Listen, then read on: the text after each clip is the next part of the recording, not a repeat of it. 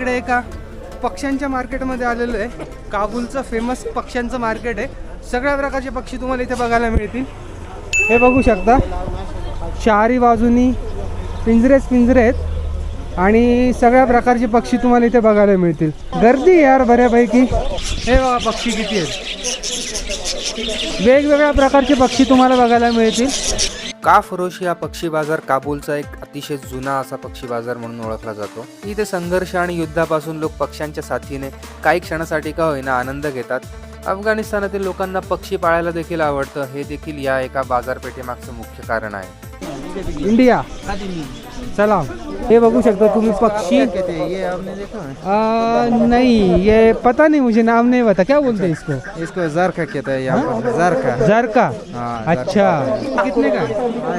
कितने का है? 800. 800 रुपये का. इसको क्या करते हैं मतलब?